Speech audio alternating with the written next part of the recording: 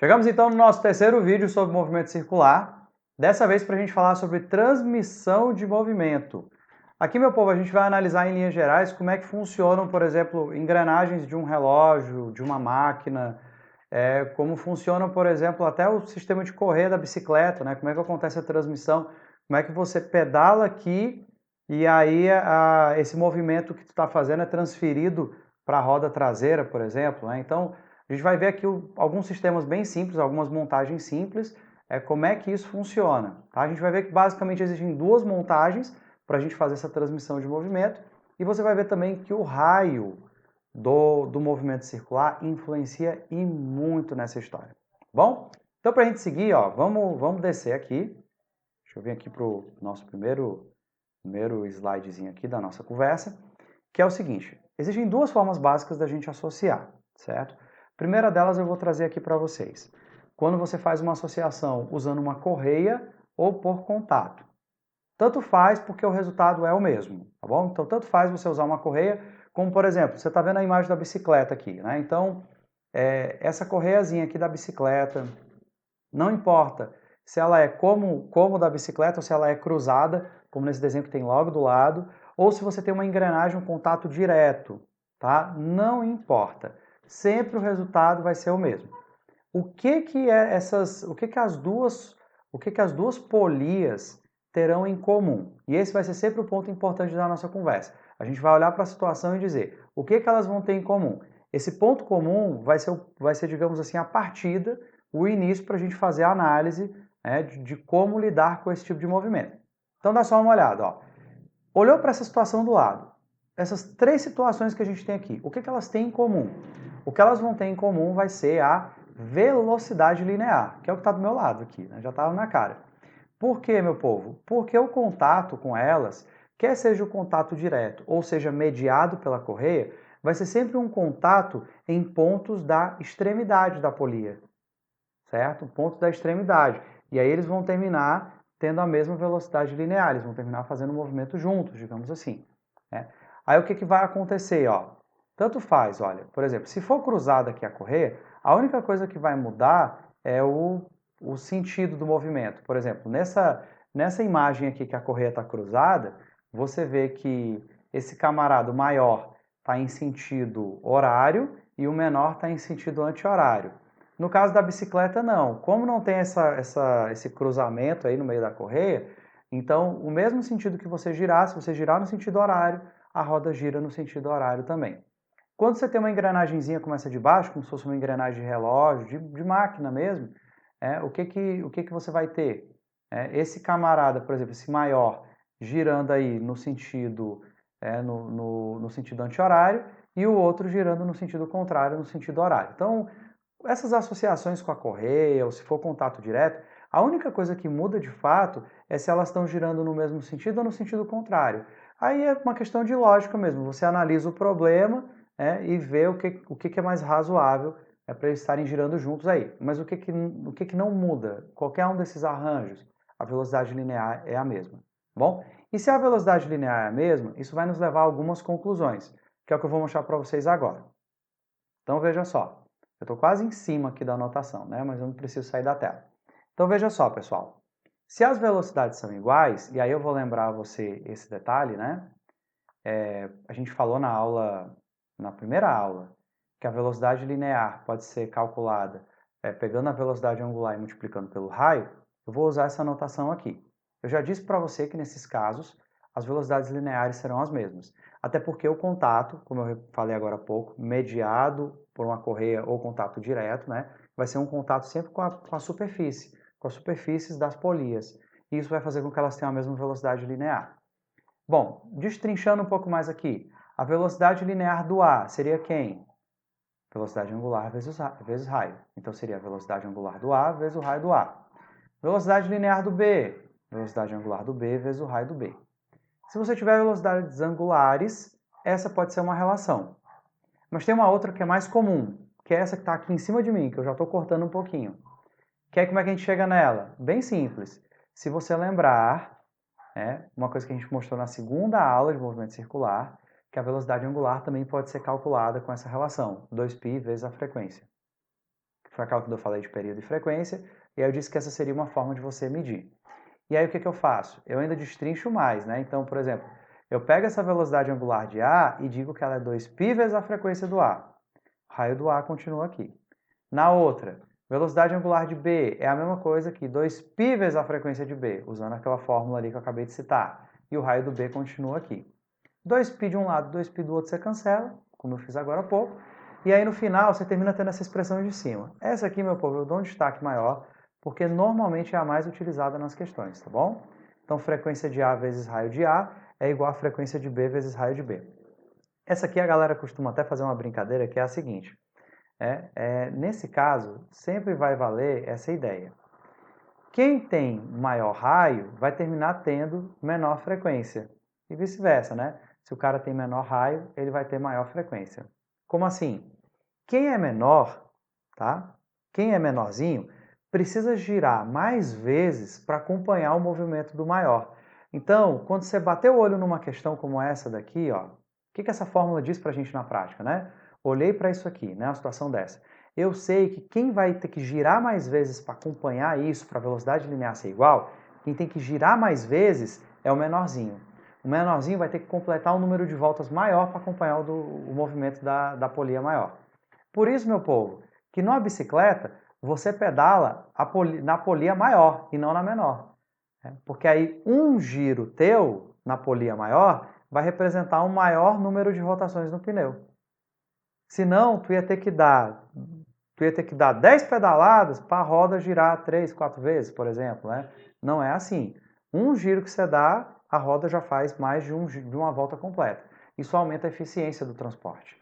Por isso que você nunca vai ver uma bicicleta em que a polia que está presa no pneu, na roda, é maior do que a que você gira. Senão não tem sentido, tá? Assim, é uma bicicleta altamente ineficiente, você teria que dar várias pedaladas para conseguir alguns poucos giros do pneu. Então sempre o raciocínio é esse. Olhou para uma situação dessa, a polia maior é a que faz menos rotações. A polia menor é que tem que fazer mais rotações. Uma comparação que a turma costuma fazer para associar essa ideia é a seguinte. Você imagina duas pessoas andando de mãos dadas. Uma bem autona, perna comprida, e outra bem pequenininha, perna curta. Enquanto o cara com a perna grande, a perna mais comprida, né, vai dar algumas poucas passadas, o que tem a perna curtinha vai ter que dar várias passadas para acompanhar e continuar de mão dada com o outro, né? Então essa é mais ou menos a ideia. O menorzinho vai ter que completar um maior número de ciclos, ou se fosse uma pessoa mais baixa, vai ter que dar um maior número de passos para conseguir acompanhar aquela que tem a perna mais comprida, tá bom? Então essa é a ideia, tá? Outro ponto, tem uma outra associação. Então, deixa eu só voltar para aquele slide, o último que eu tinha apresentado. Então, essa aqui é a ideia importante quando a gente tem uma associação por meio de uma correia ou através do contato direto. Tem uma outra possibilidade, e a última, que é quando você tem o mesmo eixo, como essas polias, essas engrenagens que vocês estão vendo aí na figura do lado. Esse caso aqui é mais simples de analisar, porque quando eles estão presos pelo mesmo eixo, eles completam voltas juntos.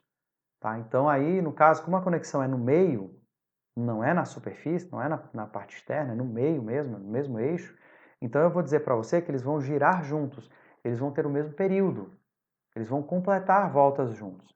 Então, se eles vão completar a volta juntos, eles vão ter as mesmas velocidades angulares. E aí isso vai terminar levando a uma outra consequência. Como eles vão girar juntos, completar a volta juntos, eles tanto vão ter o mesmo período como vão ter a mesma frequência. Então, esses casos são até mais fáceis de analisar. Porque é só você dizer, opa, o mesmo eixo, eles vão girar juntos. Então, eles vão ter a mesma frequência. E aí não depende do raio. É claro, né, que aí se você for analisar, por exemplo, a velocidade linear, eu vou botar até a fórmula aqui embaixo. Velocidade linear é angular vezes o raio. Como essa velocidade angular é fixa para os dois, eles vão girar juntos, quem tem maior raio vai ter maior velocidade angular. Então, por exemplo, nesse desenho que eu fiz aqui, né, se eu pegasse esse pontinho da roda que eu chamei de B, né, da polia que eu chamei de B, e esse pontinho da polia que eu chamei de A, é claro que a do B vai ter velocidade linear maior. Por quê? Porque ela tem maior raio. Então ela vai ter que percorrer um espaço maior no mesmo tempo da pequenininha, tá bom? Mas é basicamente você lembrar dessas coisas que eu destaquei aqui, que é o mais importante para resolver o problema. Vamos para uma questão, né? Olha essa daqui. A questão diz assim, deixa eu ver só se eu estou pegando um pouco a figura. Estou não. A questão diz assim, ó. A engrenagem da figura a seguir é parte do motor de um automóvel. Os discos 1 e 2, de diâmetros 40 cm e 60 cm, respectivamente, são conectados por uma correia inextensível e giram em movimento circular uniforme. Se a correia não desliza sobre os discos, a razão ω1 sobre ω2 entre as velocidades angulares dos discos vale quanto? Ele quer a razão. Então vamos lá. Bom, o que foi que a gente disse? A gente disse que a velocidade linear é a angular vezes o raio. E aí, o que a gente comentou, né, agora há pouco, para esse tipo de movimento? Deixa eu vir para cá. Ó. Aliás, esse bem aqui. Tá? Não, era aquela que tinha a anotação que eu queria mostrar para vocês. Né? Aqui eles estão por uma correia, então a gente vai usar aquela primeira relação que eu destaquei, velocidade angular vezes raio, certo? Então, aqui nós vamos dizer que a velocidade angular de A vezes o raio do A é igual à velocidade angular de B vezes o raio do B. No caso aí, 1 e 2, né? Então vamos colocar velocidade angular de 1 vezes raio de 1 igual à velocidade angular de 2 vezes raio do 2. Ele quer 1 sobre 2. Então o que eu posso fazer? Eu posso pegar esse cara e mandar para um lado, o raio de 1 e mandar para o outro. Então vai ficar assim, ó, velocidade angular de 1 sobre a velocidade angular do 2, que é o que a questão está me pedindo na questão. A questão está me pedindo na questão? A questão está me pedindo aqui, né? Vai ficar igual. Do outro lado ficou o raio 2 e eu passei o raio 1 para baixo. Pronto. Só fiz uma troca de lugar. E aí a gente vai ter essa situação. Bom, os raios de 1 e 2 são conhecidos, né? Respectivamente 40 e 60 centímetros. Então o que nós vamos fazer? Velocidade angular de 1 sobre velocidade angular de 2 é o raio do 2, que é o último, ó, 1 e 2, respectivamente. Então, 60 sobre 40. Então a gente cancela 0 com 0, fica 6 sobre 4. É a mesma coisa que 3 sobre 2. É o item D de dado. Beleza? Então você vê aí que, sem muitos problemas, a gente conseguiu chegar numa relação correta, né? Olhando para esses discos, fazendo aquela análise rápida, eu já sei que a frequência do disco 1 vai ser maior que a do disco 2. Ele precisa girar um número maior de vezes, ele precisa completar um número maior de rotações para acompanhar o disco 2, já que ele é bem menor, né? Já que ele é um pouquinho menor, na verdade. Vamos para a próxima? Próxima questão é essa daí, ó. A figura apresenta esquematicamente o sistema de transmissão de uma bicicleta convencional. Na bicicleta, a coroa A, coroa A, cadê esse negócio, né? A coroa A está aqui, ó. Conecta-se à catraca B é essa aqui, através de uma correia P, tá? A correia, cordinha, né? Correntezinha. Por sua vez, B é ligada à traseira R, a roda traseira R, girando com ela quando o ciclista está pedalando. Nesta situação, supondo que a bicicleta se move sem deslizar, as magnitudes das velocidades angulares, ômega A, ômega B e ômega R, são tais que. Então ele quer que você compare a velocidade angular da roda, a velocidade angular de B, a velocidade angular de A. Primeira coisa, meu povo, eu já vou dizer para você o seguinte, que B e R, a associação delas é pelo mesmo eixo. A roda traseira está associada no mesmo eixo da catraca B. E aí o que acontece? Eu vou dizer que a velocidade angular do B é a mesma velocidade angular do R. As duas são iguais, porque elas estão no mesmo eixo. Essa B e essa R, elas são presas pelo mesmo eixo, é a mesma velocidade angular. É o que eu disse para vocês bem aqui, tá? Que eu acabei de dizer para vocês. Então, meu povo, eu já sei que elas são iguais. Então eu já vou cancelando logo, tá? O que não foi igual eu cancelo, ó. No item A, o B é igual a R, ok? No item B, ó, o B é menor do que o R, está errado. No C, todo mundo é igual, deixa por enquanto. No item D de dado, todo mundo... Aí, ó, o B é menor, então você cancela. Por enquanto, ficamos com os itens A, C e E. Agora vamos olhar A e B para a gente comparar, né? Comparar aqui diretamente. Então, o A e o B, meu povo, eles estão presos, essa situação aqui, ó. Tá? O A e o B é essa situação que a gente trabalhou aqui no início. Eles vão ter a mesma velocidade linear. E aí eu quero voltar aqui para esse canto, para essa situação. Do mesmo jeito como eu fiz essa análise aqui em cima, do maior e do menor, vale também para esse outro aqui do lado. Então veja bem, quem tem maior raio vai ter menor velocidade angular, que vai ter menor frequência, né? E vice-versa. Quem tem menor raio vai ter maior velocidade angular.